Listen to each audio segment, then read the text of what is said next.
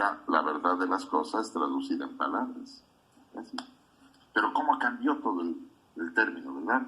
Por una violencia. Ganaron la guerra, entonces ahora el mito es algo que no existe, ¿no? Cuando es el fundamento de la verdad en la Grecia inicial, ¿verdad? Antes de Aristóteles ya se metió con el pensamiento racional, ¿no? Platón todavía continuó con el pensamiento simbólico, que en todo el planeta fue nuestra primera forma de pensamiento, el simbólico.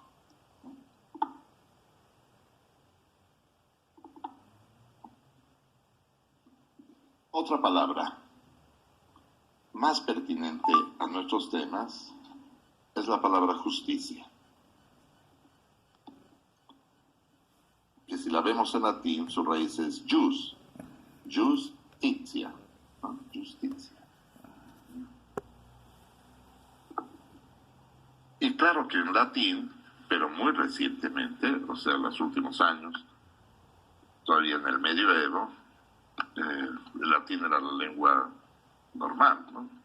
Las otras eran lenguas vulgares, o sea, francés, inglés, castellano, eran lenguas vulgares, ¿no? Pero el latín, la Biblia era en latín, ¿sí? Y prohibida la traducción. Al que tradujese la Biblia, lo mataban, ¿sí? El pena capital, no podían saber el pueblo estas cosas, esto solo algunos, ¿no? Entonces, claro, jus significa lo que se debe a otro, o sea, derecho, lo que se debe a otro. Es derecho. Jus igual derecho. Pero el origen de la palabra, justicia, y puede rastrearse en griego también, se me olvida el nombre de la diosa, es con K, no me acuerdo el nombre, pues, pero es lo mismo.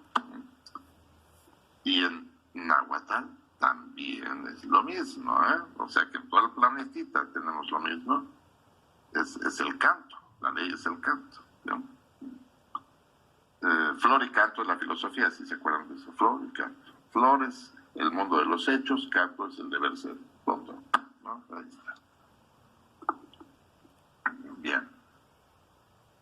Jus inicialmente significa expresión de fuerza. Eso es lo que significa, expresión de fuerza.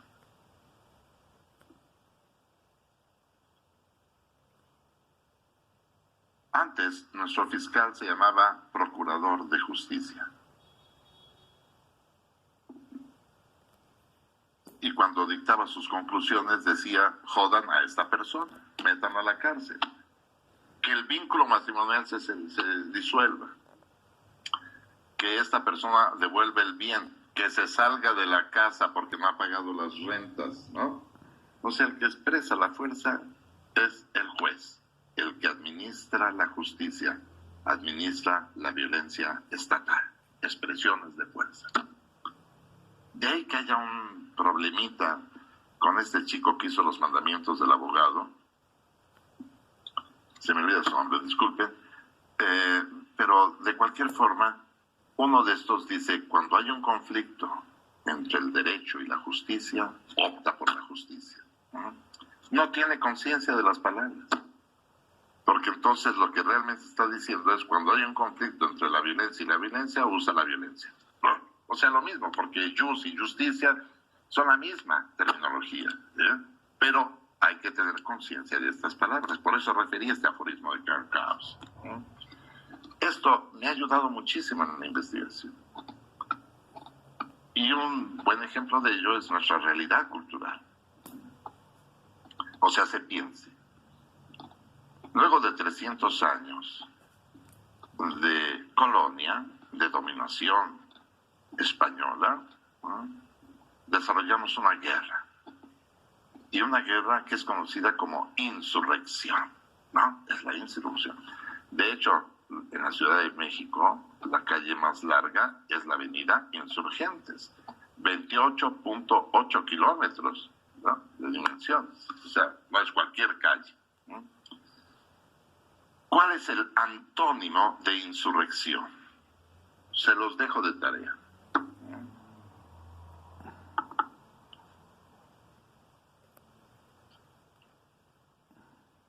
Y otra palabrita igual. La comunidad. ¿Cuál es el antónimo de comunidad? Este antónimo lo descubre un filósofo vivo, segundo vivo de esta sesión, Roberto Esposito, con S, es italiano, Roberto Esposito. Y lo pueden rastrear, será fácil eso, ¿no? Pero es interesantísimo el antónimo de comunidad.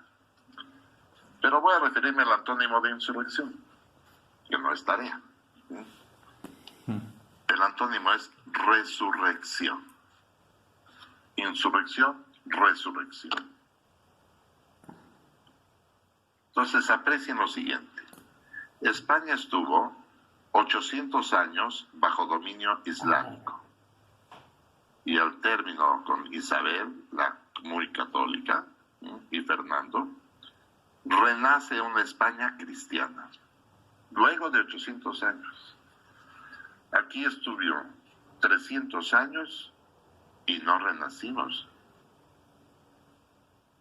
Náhuatl, sino que insurgimos, ¿no? Lo opuesto a resurrección, el antónimo de resurrección. O sea, esa sola palabra cancela toda posibilidad de resurrección de una cultura que sigue hoy todavía, a pesar de León Portilla y muchos, Octavio Paz, bueno, Carlos Fuentes, Leopoldo Sea, en fin, o sea, espectaculares filósofos en nuestro país y en Latinoamérica, ¿no?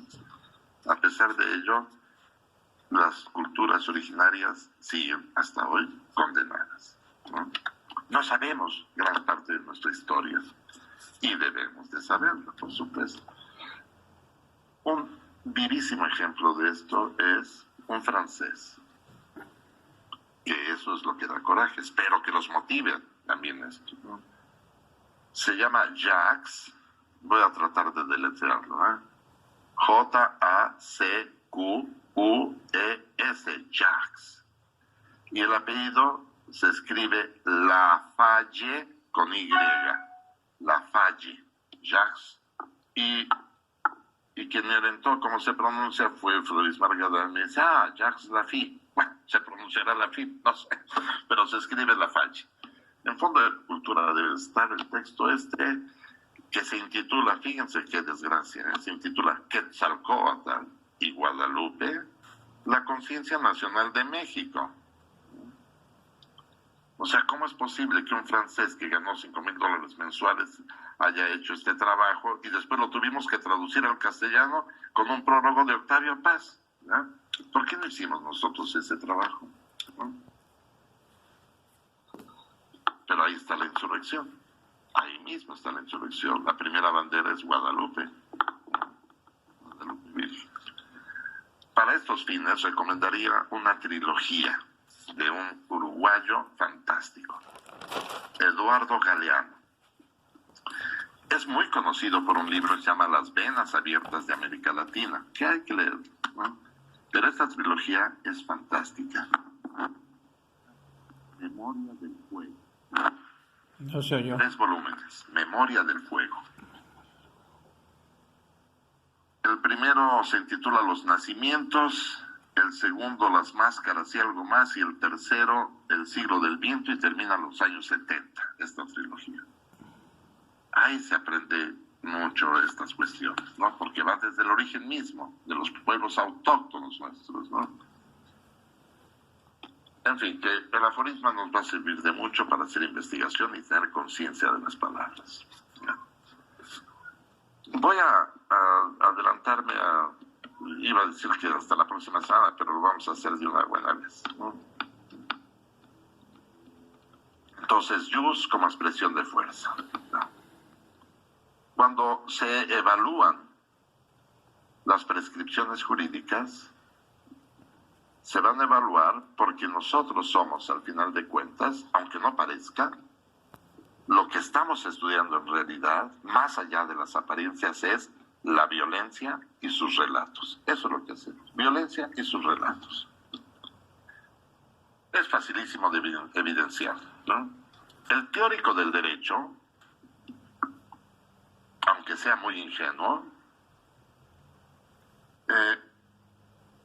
analiza normas jurídicas a sabiendas de que coexisten con otras normas, otros sistemas normativos, pero que no son jurídicos.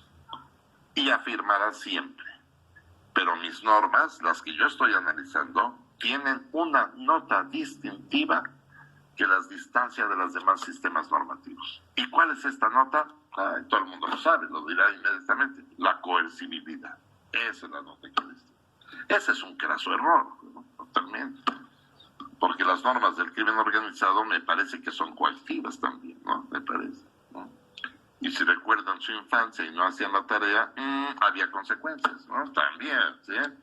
Y si tienen hijos o tal vez nietos, también habrá consecuencias. Bueno, el abuelo consiente, pero la madre y el padre no consienten, ¿verdad? Necesariamente. Entonces siempre hay la coercibilidad ahí. Bueno, pero pensemos que estas normas son las únicas coactivas. El sociólogo del derecho lo hace en modo tal que lo evidencia. Y por ello me voy a permitir dejarles otra tarea para analizar a un autor que empieza con W, que se pronuncia como B labiodental porque es alemán. Entonces se llama Walter, o sea, como si fuera Walter, Walter, y el apellido muy fácil, Benjamín sin el acento. Walter Benjamin. Lo que hoy voy a sintetizar está contenido en un texto que se intitula Para la crítica de la violencia. Para la crítica de la violencia.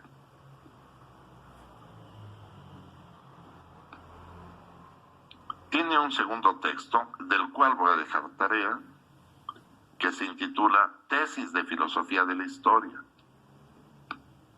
Son unas cuantas páginas. Solo quiero que lean 2 tesis. La octava y la novena.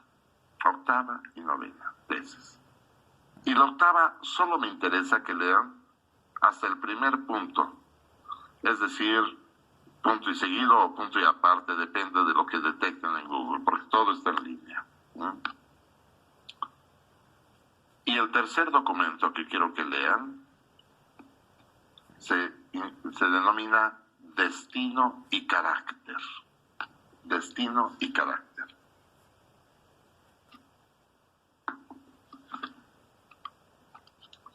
Voy a sintetizar el primero, que obviamente no lo dejo de tarea ahora, pero sí les recomiendo vivamente que lo estudien.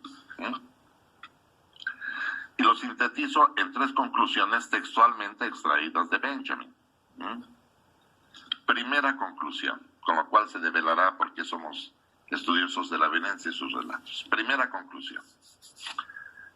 Afirma Benjamin, la violencia es el poder que crea al derecho.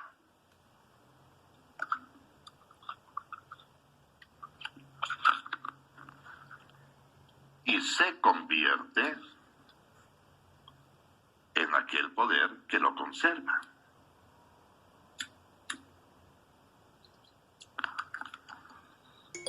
Es como si estuviésemos en una revolución. El ejército triunfador se convierte en la policía, metafóricamente dicho, ¿no?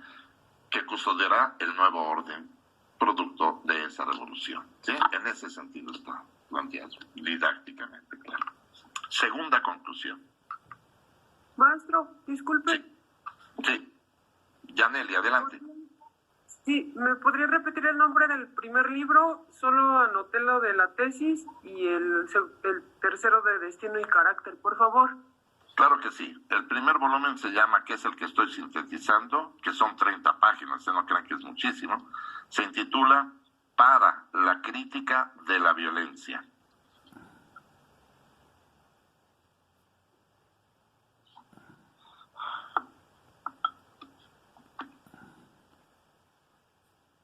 ¿Sí? Bien. Good. Bien, entonces, segunda conclusión. Déjame recordar bien. La violencia que está fuera del derecho, hagan un paréntesis, se refiere a la violencia ilegal, a la violencia ilegal. El crimen, por ejemplo, es un ejemplo. La violencia que está fuera del derecho es peligrosa, no por los fines inmediatos que ésta persigue,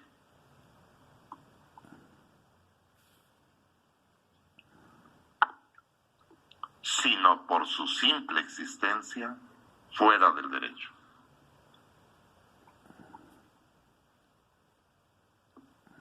Y continúa la conclusión, ¿sí? Afirmando Benjamin lo siguiente: porque en toda violencia de este género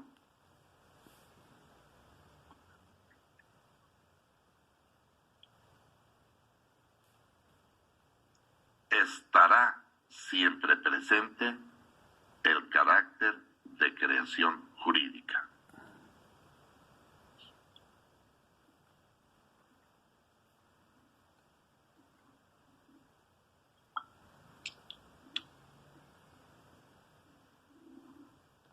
Repito la tesis porque es larga, ¿sí? Ya sin el paréntesis ese que dice. La violencia que está fuera del derecho es peligrosa, no por los fines inmediatos que ésta persigue. O sea, si Juan mata a Pedro, es lo que menos importa que maten a Pedro o a Antonio, ¿ya? Porque en toda violencia de este género, a ver, repito otra vez. La violencia que está fuera del derecho es peligrosa, no por los fines inmediatos que ésta persigue, sino por su simple existencia fuera del derecho. Porque en toda violencia de este género estará siempre presente el carácter de creación jurídica. Entonces, una gran síntesis que él expresa de estas dos es indicar: la violencia solo persigue dos finalidades, solo dos: crear o conservar derecho. Es lo único que hace.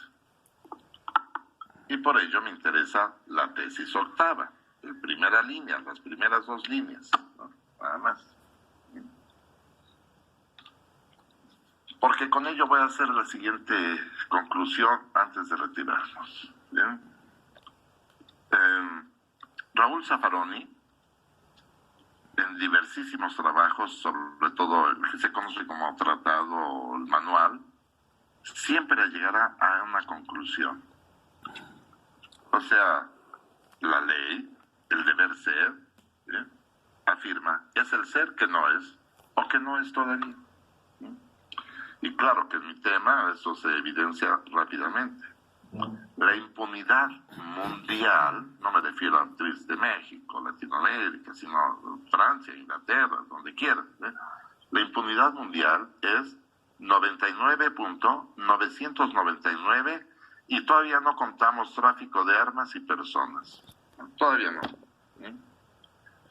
O sea, el sistema de justicia penal en cualquier país del planeta solo tiene la posibilidad de resolver la milésima parte de un 1% de la real criminalidad.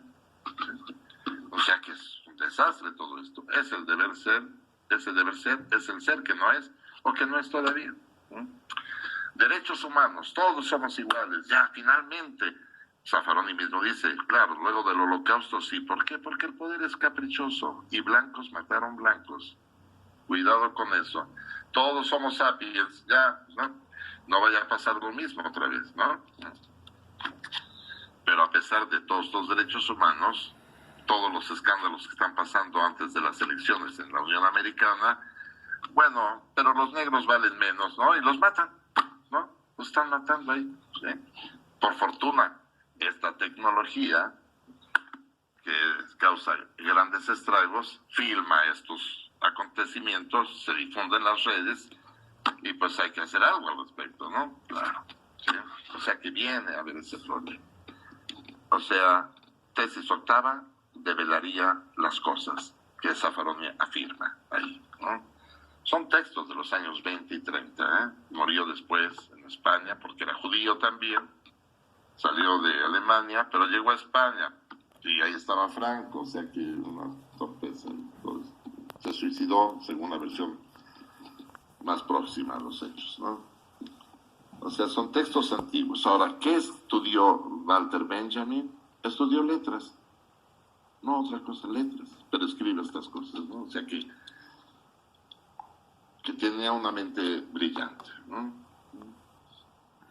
Como el título de la producción fílmica de un premio Nobel, ¿no?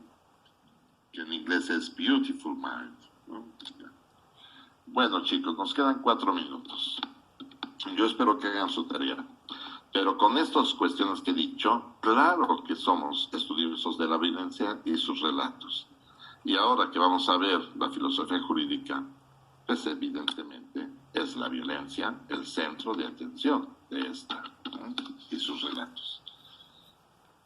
Bueno, sigan encerrados, aunque alguno se fue en auto o no, no espero que no. Pues sigan encerrados y nos vemos aquí el próximo sábado. No les vaya a dar COVID-19 y espero que no les dé eso, ¿eh? Y doña Brenda no escribe esa tesis absurda de mi ejemplo, ¿eh? Y Jesús Gerardo, pues tampoco, no, tampoco. Hay cosas mucho más interesantes. El tema es la violencia y la exclusión social, como develaremos más adelante. Gracias, doctor. Recuérdenme que hable sobre un punto que me faltó esta sesión y con ese tal vez empiece la próxima, antes de ver filosofía jurídica de Gonfalaioli, que es la exclusión social. Quiero que veamos ese punto, porque esto va hacia el privado, no lo público, sino el privado. Sí, si me dan esas 2 frases, es perfecto, y retomamos todo hecho, ¿sí? Les agradezco mucho su atención. Gracias, doctor. Yo le agradezco tener la oportunidad nuevamente de tomar una clase con usted. Con mucho gusto, Laura. Y debo decirles ahí en este minuto que queda que todas las orientaciones pedagógicas afirmarán: aprender es modificación conductual.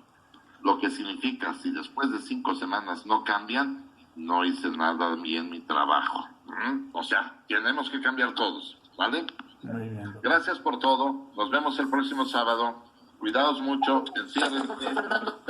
Gracias, doctor. Buenas tardes, compañeros. Gracias, doctor. Excelente tarde para todos. Semana. Gracias. Lo felicito, señor. Excelente tarde, compañeros.